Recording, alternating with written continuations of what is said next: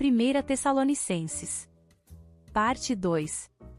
No vídeo anterior, nós iniciamos nosso estudo em 1ª Epístola aos Tessalonicenses, e vimos como uma igreja recém-formada, em meio à intensa tribulação, conseguiu manter um testemunho poderoso e vibrante de Cristo.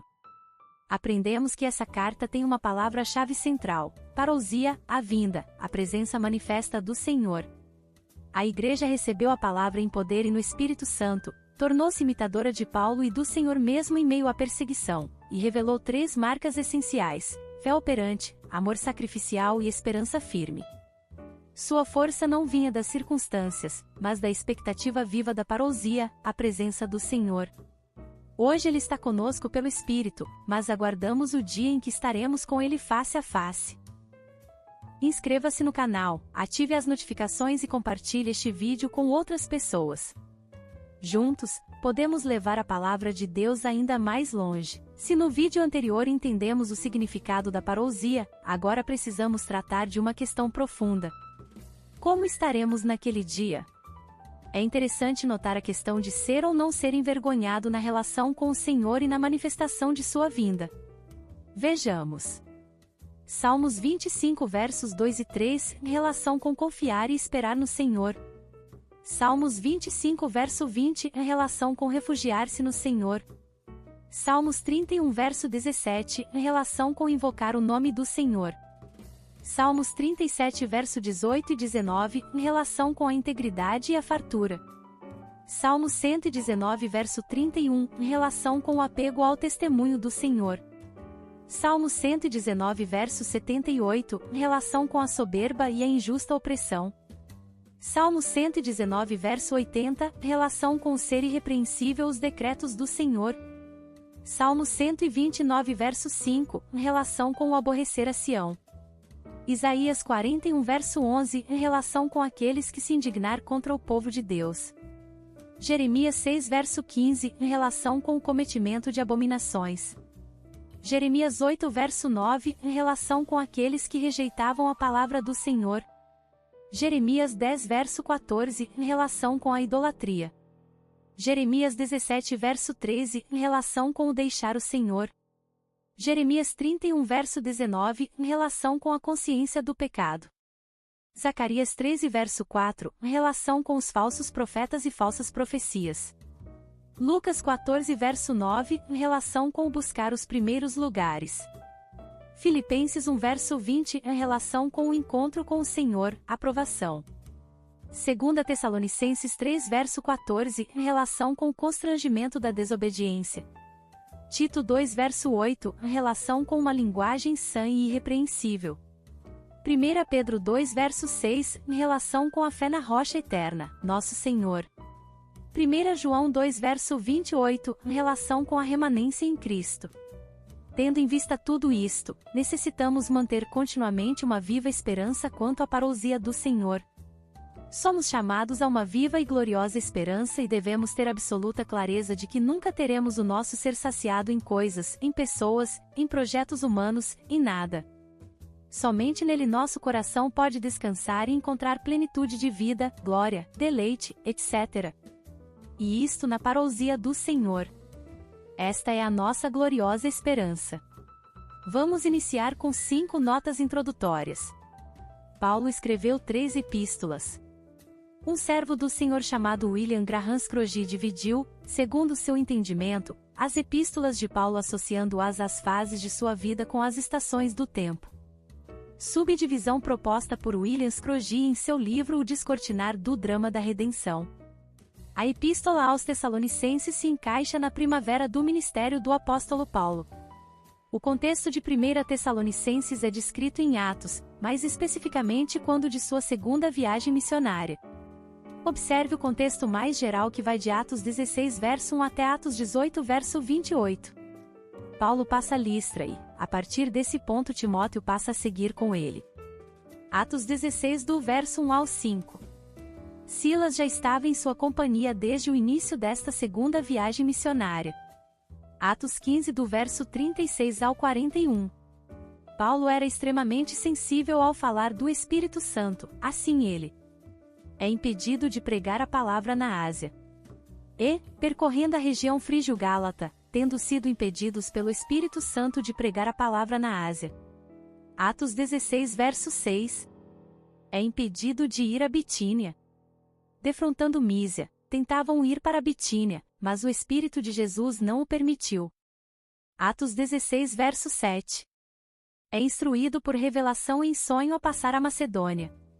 E, tendo contornado Mísia, desceram a Troade.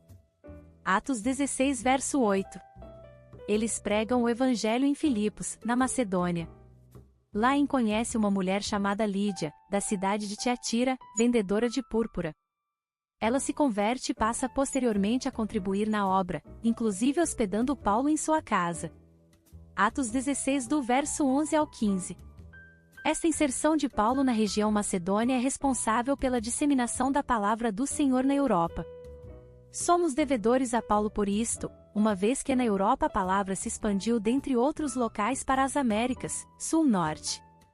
A partir desta clara direção do Senhor, pelo Espírito Santo, Paulo vai a Filipos e lá temos todos os acontecimentos narrados em Atos 16 do verso 11 ao 40. De Filipos, então Paulo passa a Tessalônica.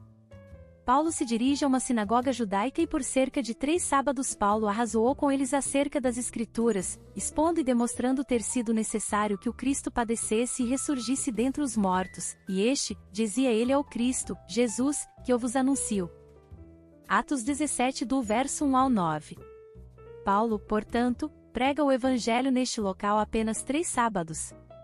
Ali se forma uma assembleia que esteve sob intensa aflição e tribulação, a exemplo dele mesmo, Paulo. Houve inclusive uma perseguição a um irmão chamado Jason, realizada por judeus movidos de inveja. Jason foi quem hospedou Paulo em sua casa durante a estadia dele naquela cidade. Muita aflição para Paulo e muita aflição para os tessalonicenses cristãos nesta jovem assembleia que se formava. E é nesta perspectiva que devemos procurar entender estas cartas. Mas por que a análise histórica retrospectiva de todo este contexto? Porque não devemos perder de vista a maneira do Espírito Santo de encorajar uma assembleia jovem, atribulada e perseguida. Qual a maneira de Deus de fortalecer, encorajar uma assembleia jovem, sofrida, que vivia uma perseguição e oposição severas conforme o relato de Atos 17? A maneira do Espírito Santo é uma só: trazer à memória deles uma lembrança viva da parousia de nosso Senhor Jesus Cristo. Paulo não os consola dizendo supostamente: calma, fiquem fortes, perseverem, sejam fortalecidos, e tantas outras palavras de alento que, de certo modo são palavras adequadas, mas não. Paulo os lembra da parousia do Senhor. Mas a grande nota desta epístola, e sob esta perspectiva nos parece bastante claro agora, é a parousia do Senhor. Paulo quer trazer vivo na memória deles, que eles foram chamados para estarem face a face com o Senhor, enfrentassem o que tivessem que enfrentar, se necessário pagando com suas próprias vidas, porque o grande chamado deles não estava centrado nesta terra. Isto é de fundamental importância relembrarmos. A maneira do Espírito Santo animar, acalentar, fortalecer e encorajar, trazer de novo o fervor de volta, para uma assembleia jovem e sofrida. É ministrar no profundo de seus corações a parousia do Senhor. Observação: algumas das confissões de fé de grupos, chamados cristãos, não incluem a parousia do Senhor. Não é isto algo extremamente grave? Se nós tivéssemos a responsabilidade de redigir uma confissão de fé, será que nós não incluiríamos este tema da parousia do Senhor? Talvez a melhor resposta a esta pergunta seja o que Paulo disse em 1 Coríntios 15 verso 19. Se a nossa esperança em Cristo se limita apenas a esta vida, somos os mais infelizes de todos os homens.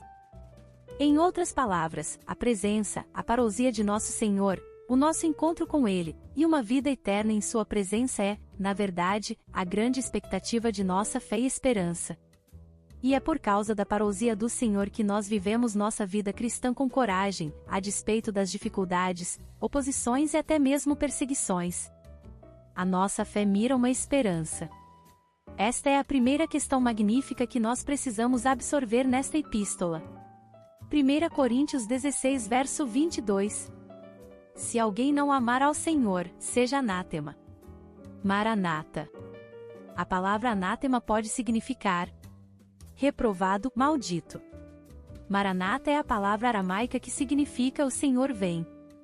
Se nós, de fato, amamos o Senhor do mais profundo de nossos corações, então o nosso maior anseio é que o Senhor venha. Maranata. E então nós estaremos para sempre com o Senhor, assim como Paulo menciona em 1 Tessalonicenses 4 verso 17. Depois, nós, os vivos, os que ficarmos, seremos arrebatados juntamente com eles, entre nuvens, para o encontro do Senhor nos ares, e assim, estaremos para sempre com o Senhor.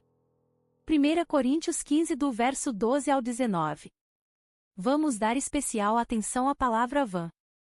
A palavra neste contexto significa inútil, sem propósito, sem força. Isto dá uma dimensão de significado e propósito à nossa existência com respeito à volta do Senhor. Ao mencionar o verso 19, Paulo nos dá uma dimensão do significado de estar eternamente na presença do Senhor, como algo infinitamente superior à maior dentre as bênçãos que mesmo agora, nele, pudéssemos experimentar. A paz de Cristo. O gozo de sua presença. A fidelidade de Cristo. O companheirismo de Cristo. Obrigada por assistir até aqui, não percam os próximos vídeos. Graça e paz, irmãs e irmãos.